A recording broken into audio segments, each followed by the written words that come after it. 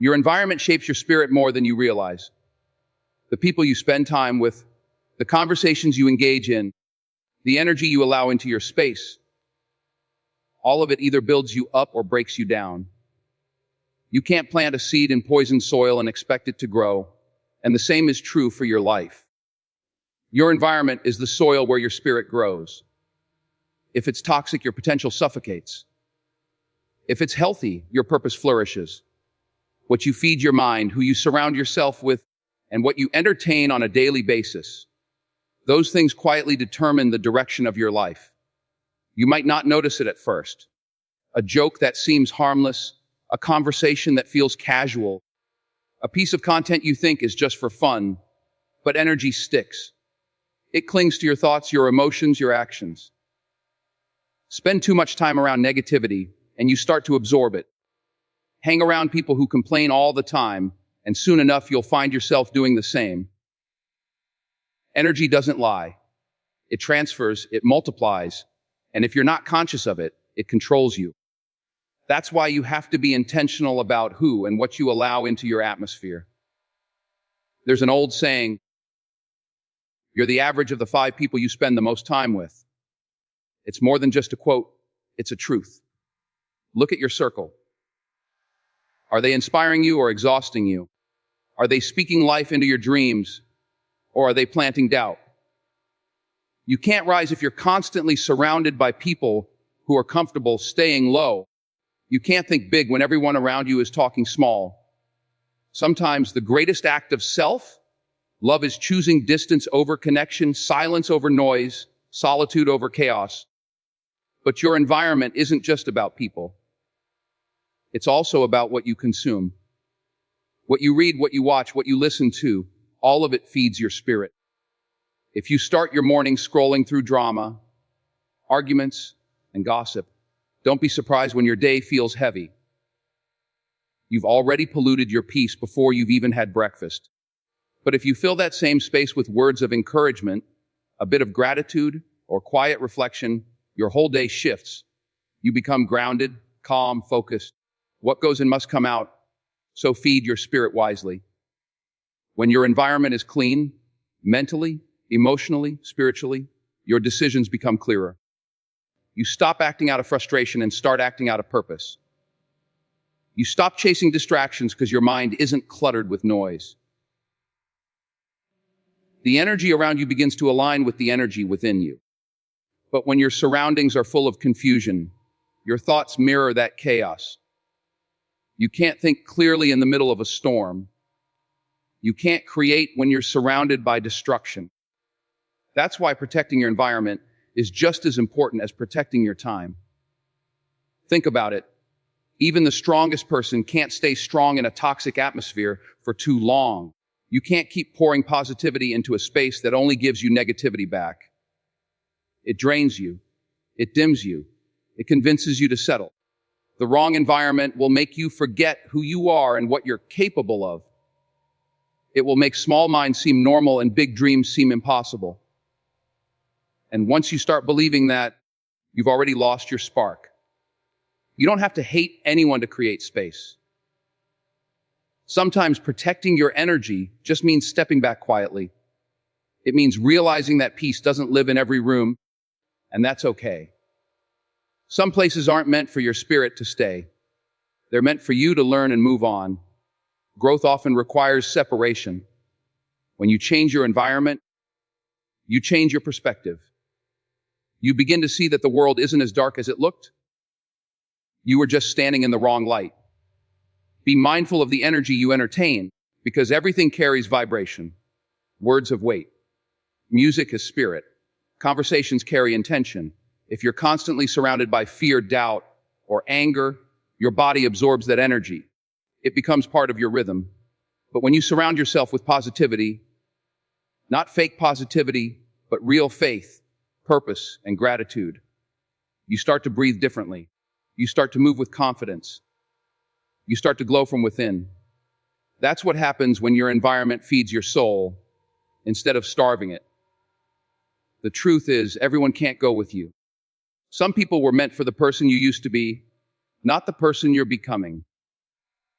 As you grow, your frequency changes. What once felt comfortable may start to feel heavy.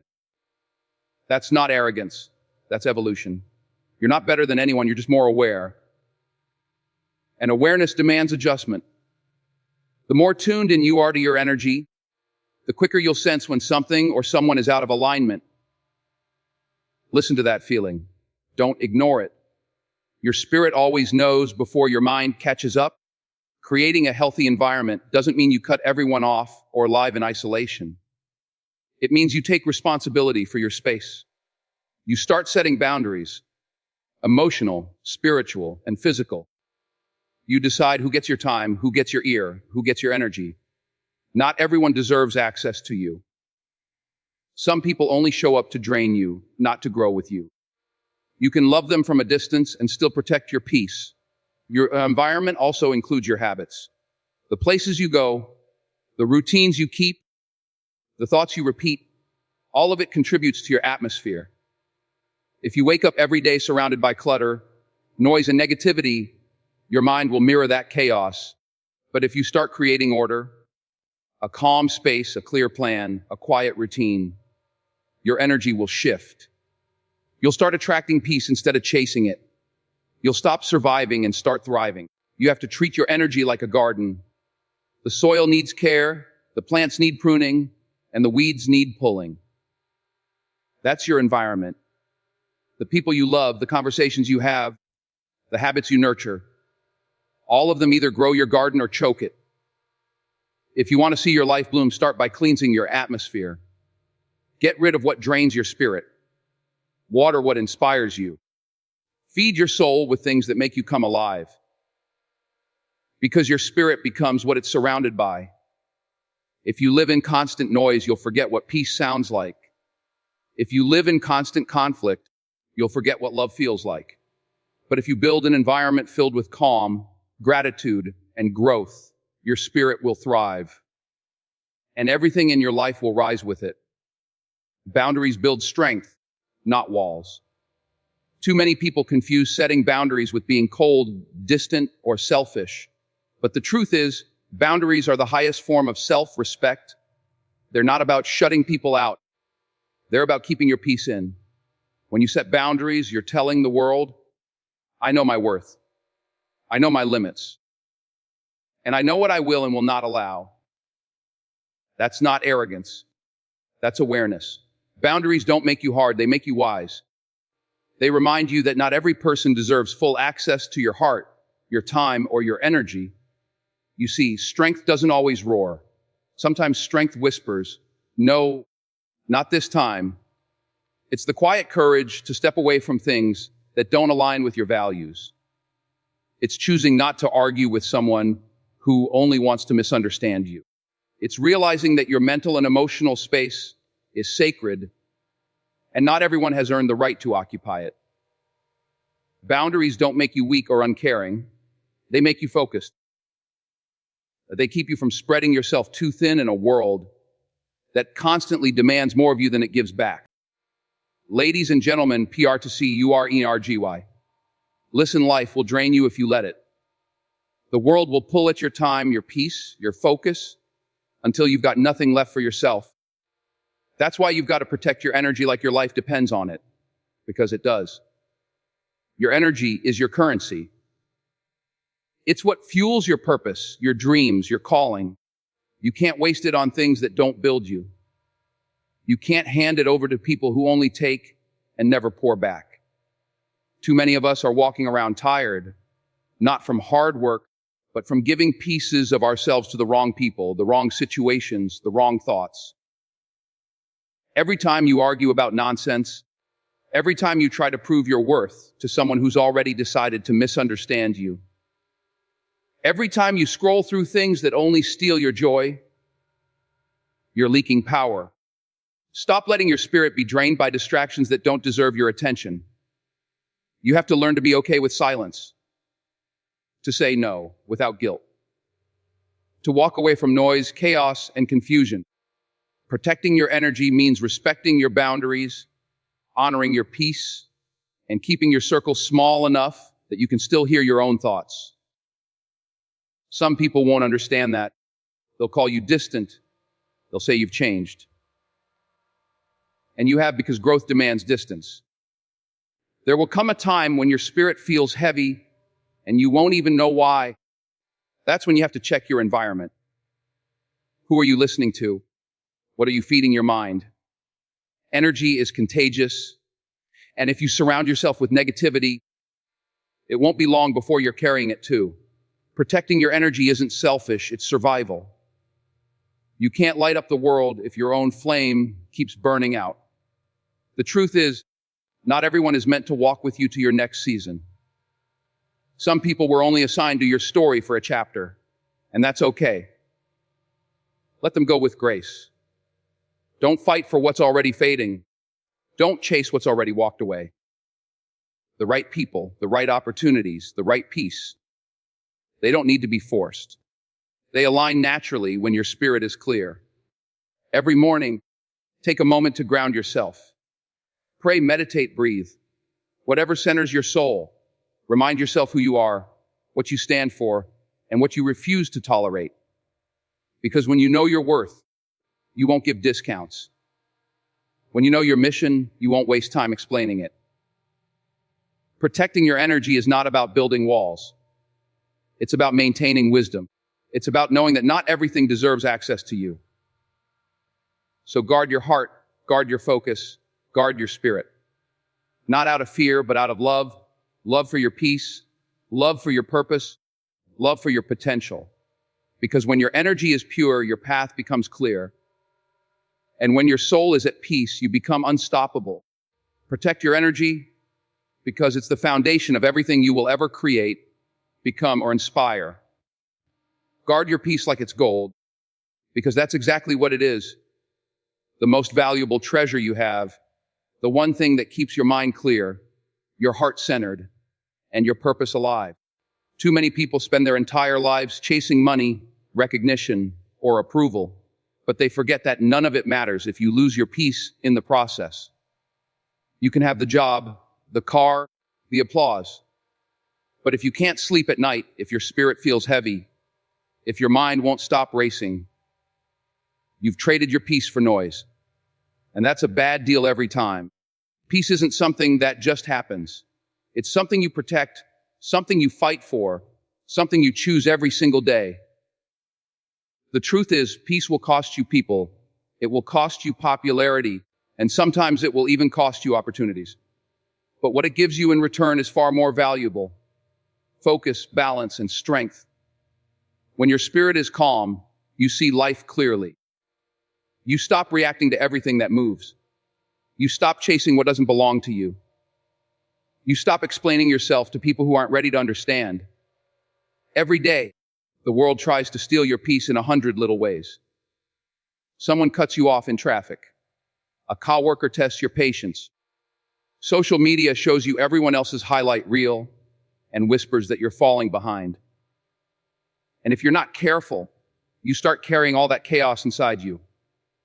You start living in reaction mode, jumping from one frustration to the next until you forget what stillness even feels like. But peace doesn't live in noise. It lives in silence. It lives in the moments when you decide to breathe instead of argue, to walk away instead of fight, to listen instead of defend.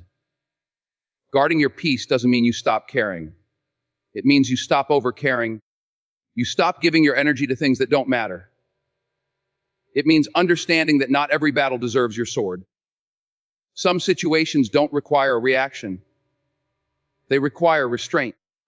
When you protect your peace, you stop letting temporary emotions make permanent decisions. You begin to realize that not every opinion deserves a response. Not every invitation deserves an acceptance. And not every person deserves access to your energy. Peace begins where control ends. You can't control what people say about you. You can't control what happens around you. But you can control how you respond, what you focus on, and what you allow into your mind. That's where your power lies, in your reaction. When you learn to be still in the middle of storms, you stop being a victim of circumstance and start being a master of your inner world. Because peace is not the absence of problems. It's the ability to remain calm in the middle of them. You have to start treating your peace like people treat luxury items, with care, with pride, and with boundaries. You don't just let anyone touch it. You don't just put it anywhere. You protect it because it's rare. You can't give everyone access to your emotions because not everyone knows how to handle them. Some people come into your life to test your patience, not to bring you peace. And if you don't recognize that, you'll end up exhausted, drained, and disconnected from yourself. Guarding your peace means learning to say no, even when it's uncomfortable. It means walking away from conversations that don't feed your spirit. It means spending more time with yourself, not because you're antisocial, but because solitude is where you recharge. You can't pour into others if your own cup is empty. The quiet moments, those early mornings, those silent drives, those prayers before bed, that's where your peace is restored. Protect those moments fiercely. You also have to understand that protecting your peace doesn't mean hiding from life or avoiding responsibility. It means facing everything with the right mindset. It's knowing that chaos outside of you doesn't have to create chaos inside of you. It's standing tall in the middle of conflict and saying, I will not let this break my spirit. It's choosing to respond with wisdom instead of anger, patience instead of pride. That's power, real power. There's something unshakable about a person who guards their peace. They move differently. They speak slower, think deeper, and love softer. They don't rush to judge. They don't chase approval. They understand that everything doesn't need a reaction, and silence can be louder than words. Their strength doesn't come from control. It comes from surrender. It comes from trusting that what's meant for them won't miss them, and what's not meant for them will fall away on its own. If you want to guard your peace, stop living for validation. The moment you start chasing approval, you hand your peace to the crowd, and the crowd will never be satisfied. People will always have something to say, whether you're doing too much or not enough. So stop performing for an audience that doesn't understand your purpose. Stay grounded in your truth. You don't need everyone's support when you have self-respect. And sometimes, the biggest threat to your peace isn't other people, it's your own mind. The overthinking, the regrets, the comparisons, they drain more energy than anything external ever could. You've got to learn to quiet that voice that tells you you're not enough. Replace it with gratitude. Replace it with presence. Because when you focus on what you have instead of what you lack, peace finds its way back to you. There's real strength in peace. It's not passive, it's powerful. It takes more courage to stay calm than to explode. It takes more faith to walk away than to fight. Protecting your peace is an act of maturity. It's saying, I don't need to prove anything. I just need to preserve my sanity. That's not weakness. That's wisdom. Because the more peaceful you become, the clearer your vision gets. And once you start seeing clearly, no one can manipulate your emotions. So guard your peace like it's gold. Because it is. It's your foundation, your balance, your strength. Without it, you'll crumble under pressure. With it, you can face anything.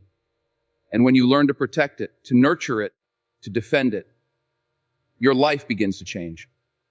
Because peace isn't just something you find. It's something you create, protect, and carry with you wherever you go. In life, you'll meet people who take as much as you're willing to give. They'll keep pulling until you've got nothing left to offer. And if you're not careful, you'll confuse kindness with obligation. You'll start believing that saying yes to everything makes you good-hearted. But it doesn't. It just makes you exhausted. It just makes you resentful. True kindness doesn't come from constantly giving. It comes from giving without losing yourself in the process. You can't pour from an empty cup, and boundaries are how you refill it. Setting boundaries isn't about control. It's about clarity. It's about defining what's healthy for you and communicating that with honesty. People who truly care for you will respect your boundaries, even if they don't always understand them. The ones who get offended by them were only benefiting from your lack of them. Sometimes, the moment you start standing up for yourself, you'll lose people. And that's okay, because anyone who walks away because you chose peace was never walking with you in the first place. Boundaries teach others how to treat you. You show people what you accept by what you tolerate. If you keep allowing disrespect, you're teaching them that it's okay. If you keep saying yes when you want to say no, you're teaching them that your comfort doesn't matter. You can't expect others to honor your peace if you keep sacrificing it to make them comfortable. You teach the world how to value you by how you value yourself. But boundaries aren't just about people.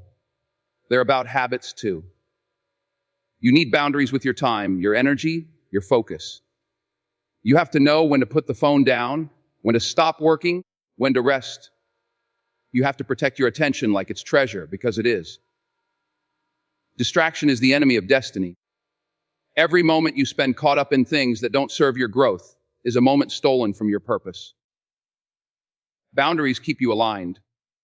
They help you say, this is what I'm available for, and this is what I'm not. That's power. There's freedom in saying no. It's not rejection, it's redirection.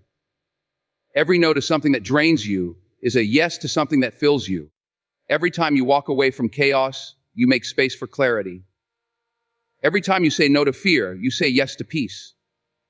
Boundaries help you create room for the things that truly matter. Your health, your dreams, your faith, your purpose. Without them, you become everything to everyone and nothing to yourself. Sometimes setting boundaries will make you feel guilty at first. That's normal, especially if you spent most of your life putting others before yourself. But guilt fades, exhaustion doesn't. The people who are used to taking from you will resist at first. They'll call you selfish.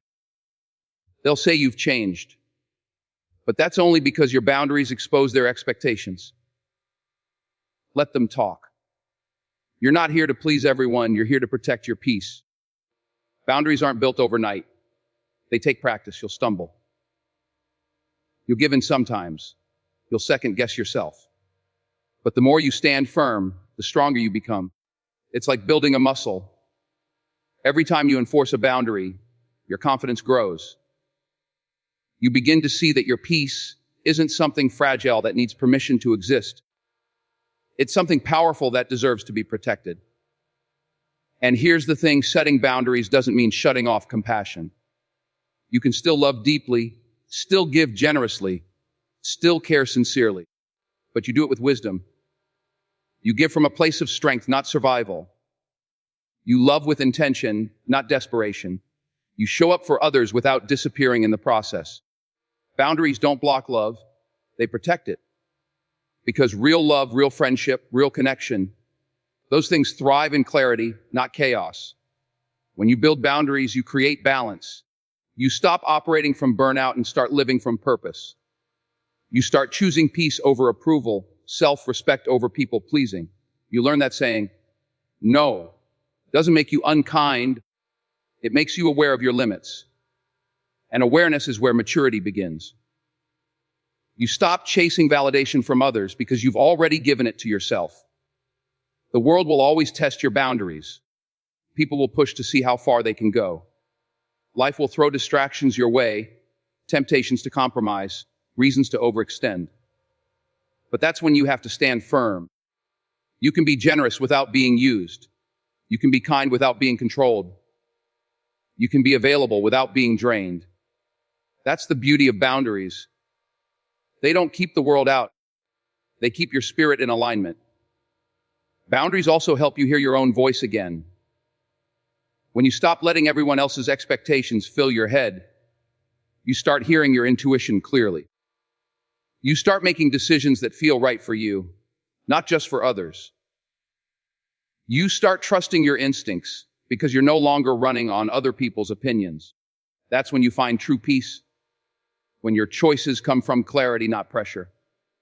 So yes, boundaries build strength, not walls. They don't isolate you from life. They connect you to it in a healthier way. They don't make you distant. They make you deliberate. They don't make you selfish. They make you whole. Because once you learn to honor your boundaries, you stop chasing validation and start walking in peace. And that's when you truly become unshakable.